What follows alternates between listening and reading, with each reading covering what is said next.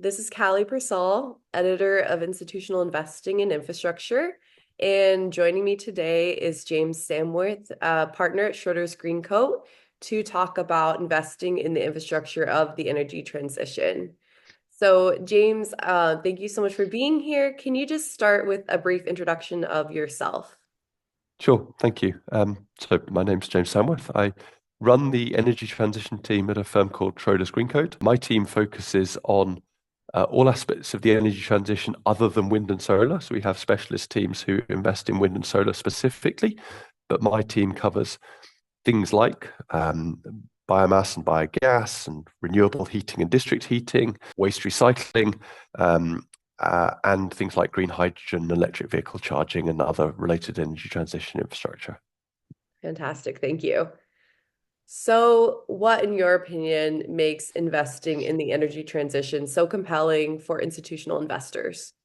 So I think the need for investing in the energy transition is really almost unarguable. Estimates vary about the amount of capital that is necessary, but you know, on a order of magnitude basis, it's somewhere in the range of kind of 5 to 7 trillion a year, every year from now to 2050. It's simply one of the most compelling challenges of our working lifetimes.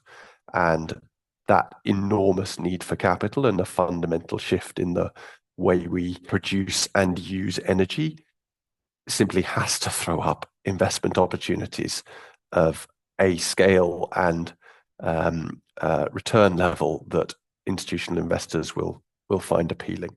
I think within that headline figure, something on the order of maybe 1.5 trillion a year is needed for wind and solar.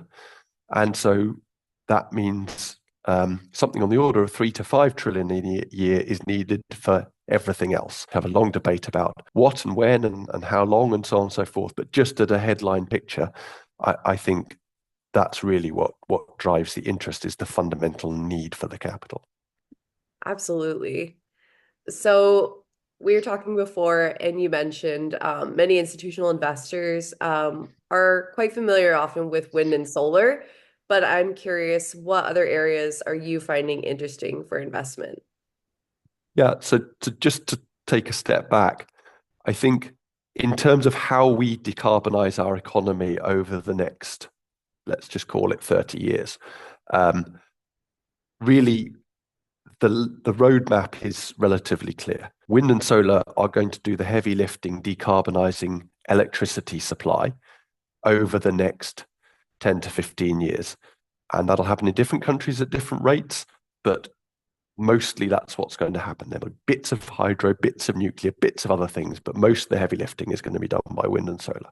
In terms of the next phase of decarbonizing the economy, we're going to use that clean power to decarbonize some other sectors via electrification. And I'm talking mostly there about transport through electric vehicles and heat and buildings through renewable heating, through energy efficiency measures, and so on. And we've made some interesting investments in some of those areas that I think institutional investors have found pretty interesting.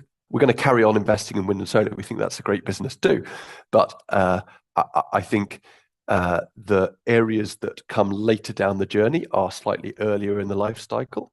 And so sometimes that means there's some good investment opportunities because you can get in a little bit earlier and establish positions in markets before they become so widely competed.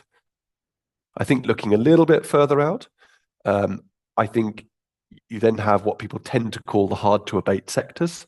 So that might be things like shipping, aviation, heavy industry. I think in some of those sectors, we're still figuring out what the best answers are, but we think green hydrogen has a role to play in some of those sectors. So it isn't like wind and solar, where really we just need to get on and build it for the next 10 years. We are in establishing not so much technology, but establishing business models, commercial arrangements, and infrastructure associated with it to see how we decarbonize some of those sectors. But if you look at the climate maths, we do have a little while to get the answers right before they need to be at the trillions a year of investment rate. So, when we talk about new innovations and technologies that are driving interest and success in the space, what are some of the ones that you're observing, and how can they help investors move the needle for their clean energy strategies and goals? Generally, we think that pretty much all of the technology we need for the energy transition already exists. We don't need to invent new technology. I think where we do need some innovation, to your question, is often in policy, and it's often in commercial models and things that will allow technologies to scale and drive the costs down. I think one of the challenges of the energy transition is how to keep this affordable for consumers and society as a whole. And what we've seen in the last 15 to 20 years is incredible cost falls in the renewable technologies mainly, solar, wind, batteries be probably the big three. And those have mostly been driven really by learning curves and simply learning by doing and getting 20% better each year or each doubling of capacity, and really driving those costs down. And that has made a huge difference to what the energy transition is likely to cost. I think in terms of some of the technologies that are going to be needed later in the energy transition, as I alluded to with my earlier answer, they're at an earlier stage of development. And so we don't truly know what the cost reduction trajectory is going to be like. If some technologies do prove to have better cost reduction curves as they scale and grow, then those are more likely to be the winners. So that's why I said in some of the new areas, it's probably a good investment strategy to expose yourself to a few of those, because in all truth, nobody can completely be confident about the development trajectory of all of them. That said, as an infrastructure investor, we're not really in the business of backing 10 and hoping one works. And so each asset that we invest in, each project, we want to know we have a technology that works with bankable off-takers, with well-structured contracts, and so on and so forth. I'm making more a point about the growth and scale of industries and what will help society as a whole. And obviously that factors into your investment thesis. But as an infrastructure investor, I think all of our schooling and heritage is built around making sure that you have solid assets and cash flows to finance. Absolutely. So, we've been touching a bit on the positives associated with the energy transition. I was just wondering, from your view, are there any challenges that we should be looking out for? There clearly are challenges investing in the energy transition, like there are with many sectors. I mean, fundamentally, we are reshaping something that is fundamental to human life and the development of our economy and society, which is energy. And unfortunately, the thing that has powered human development and civilization, as in fossil fuels, has a unfortunate side effect that it warms the planet. And so we have to make that transition in a relatively short time period of relatively few decades.